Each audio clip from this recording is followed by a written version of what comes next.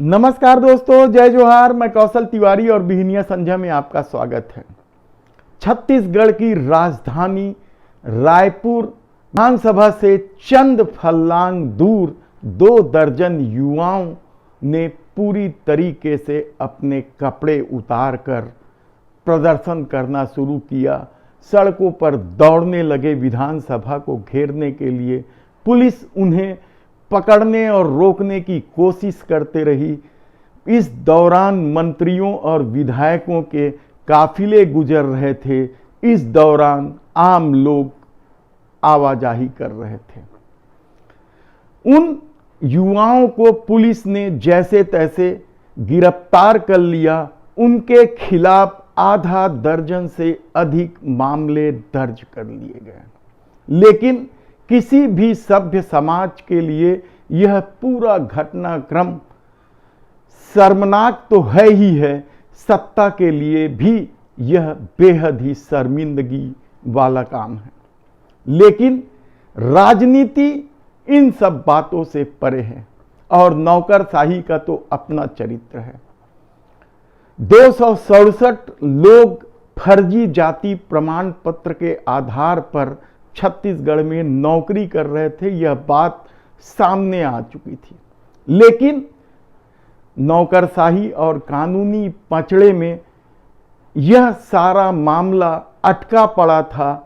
कुछ लोगों पर कार्रवाइयां जरूर हुई, लेकिन पूरी तरीके से न्याय शायद नहीं मिल पाया था और अजय जजा वर्ग के युवा लगातार ऐसे लोगों के खिलाफ कार्रवाई की मांग करते आ रही थी और उन्होंने पहले ही शासन प्रशासन को सूचित कर दिया था कि विधानसभा के पहले दिन वे नग्न होकर प्रदर्शन करेंगे।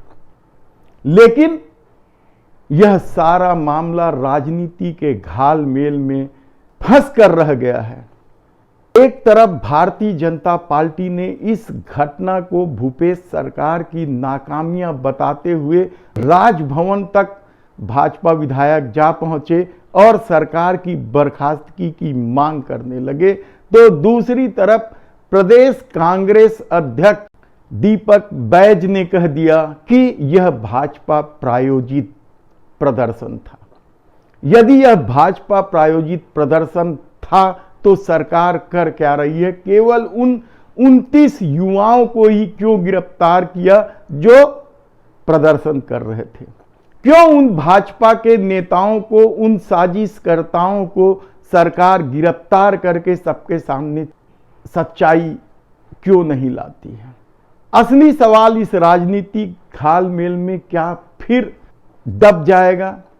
क्योंकि सवाल तो वही है कि आखिर फर्जी जाति प्रमाण पत्र की जांच रिपोर्ट आने के बाद भी वे लोग नौकरी क्यों कर रहे हैं?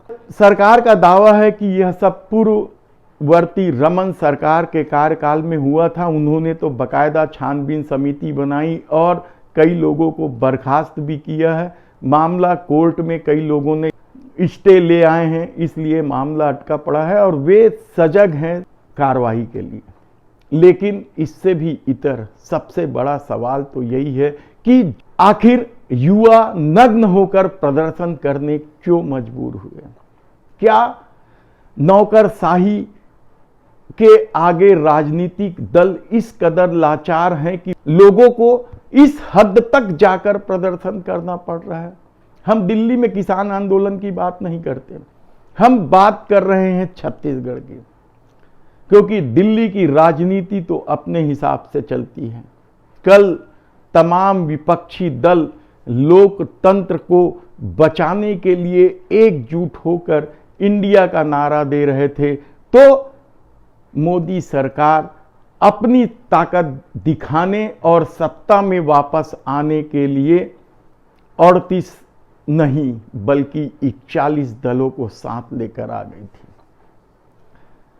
18 जुलाई 2023 सिर्फ इसलिए याद नहीं किया जाएगा कि तमाम विपक्ष लोकतंत्र बचाने एकजुट हो रहे थे या मोदी सरकार सत्ता में वापसी के लिए तमाम छोटे छोटे जिन दलों की कोई औकात नहीं है उन्हें एक कर रही थी। बल्कि इसलिए भी याद किया जाएगा कि छत्तीसगढ़ की राजधानी रायपुर में विधानसभा से चंद फर्लांग दूर 2 दर्जन अनुसूचित जाति अनुसूचित जनजाति के युवा पूरी तरीके से कपड़े निकालकर नग्न प्रदर्शन कर रहे थे। यह परिस्थितियां आखिर क्यों आई? क्या यह समाज को भी सोचना नहीं चाहिए? पिछले कई दिनों से संविदा कर्मचारी नियमितीकरण की मांग को लेकर आंदोलन कर रहे हैं और उनका आंदोलन जायज है या नहीं यह अलग बात है, लेकिन वे यह आंदोलन इसलिए कर रहे हैं क्योंकि भूपेश बघेल ने सत्ता में आने से पहले उनसे वादा किया था कि वे तमाम अनियमित और संविदा कर्मचारियों को नियमित कर देंगे। और अब जब कार्यकाल बीतने को है, चंद महीने रह गए हैं, तब वे इस हद तक प्रदर्शन कर रहे हैं कि सरकार को सोचना चाहिए। नियमितीकरण की मांग एक लंबी प्रक्रिया रही है। सरकार ने जरूर कुछ इस मामले करने की बात कहते हुए कुछ दिखाने की भी कोशिश की है, लेकिन जब पूरा छत्तीसगढ़ हरेली का त्योहार मना रहा था तब भी संविदा कर्मचारी 45,000 संविदा कर्मचारी सामूहिक इस्तीफा दे रहे थे। कभी वे विधानसभा घेरने जाते हैं, कभी वे मुख्यमंत्री निवास घेरने जाते हैं। बारिश का मौसम है और इस बारिश में प्रदेश भर के यदि हजारों कर्मचारी धरना दे रहे हैं, उस बात के लिए शासन को याद दिला रहे हैं कि जब आप विपक्ष में थे तो आपने ही वादा किया था नियमितीकरण का। लेकिन राजनीति अपने हिसाब से चलती है। कल जब विधानसभा घेरने के लिए पूरी तरीके से नंगे होकर 2 दर्जन युवा सड़क पर दौड़ने लगे, तब क्या यह किसी भी समाज को स्वीकार्य है? निश्चित रूप से आंदोलन की यह रूपरेखा कभी नहीं होनी चाहिए। हम इस तरह के प्रदर्शन की हमेशा ही निंदा करते हैं कि स्थिति इस हद तक ना जाए कि कोई व्यक्ति आत्मदाह कर ले या नग्न होकर प्रदर्शन करे। यदि इस तरह के प्रदर्शन को प्रश्रय दिया जाएगा तो यकीन मानिए कि इतने बड़े देश में इतनी समस्याएं हैं कि इस तरह के प्रदर्शन की इजाजत नहीं दी जा सकती। तब सवाल ये है कि कोई तो मजबूरियां रही होगी, वरना कोई बेवफा नहीं होता। ऐसी क्या मजबूरी थी? आप सोचिए कि किस तरीके से वो युवा लगातार सरकार से मांग कर रहे थे, लेकिन लाल फीताशाही और सत्ता की लाचारी के आगे सब कुछ ठप सा हो गया था शायद। और अब जब दीपक बैज यानी प्रदेश कांग्रेस कमेटी के अध्यक्ष ने आरोप लगा दिया है कि यह सब भाजपा प्रायोजित है, तो क्या इस पर नए सिरे से खुलासा नहीं करना चाहिए? यह भूपेश सरकार के लिए भी चुनौती है, क्योंकि उनका दावा है कि वे छत्तीसगढ़ के हर वर्ग के लिए बेहतरीन काम कर रहे हैं। तब इस तरह का प्रदर्शन यदि सामने आ जाता है तो यह क्या किसी सत्ता के लिए शर्मिंदगी भरी बात नहीं है? यकीनन है। तब सवाल ये है कि आगे क्या होगा? यकीनन राजनीति तो होगी ही। भारतीय जनता पार्टी तो राजभवन पहुंच चुकी थी कि इस सरकार को बर्खास्त कर दो, लेकिन समस्याओं का मूल और राजनीतिक दलों की चुनाव साधने की कोशिश ने किस तरीके से लोगों के दिलों में असंतोष भर दिया है, यह जीता जागता उदाहरण है।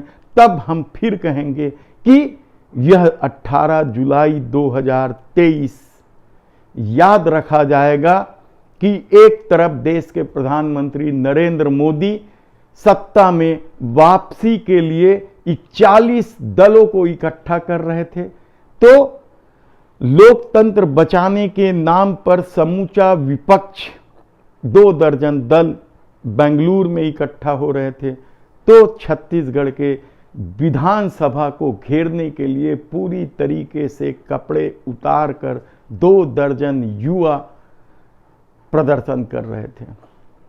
धन्यवाद।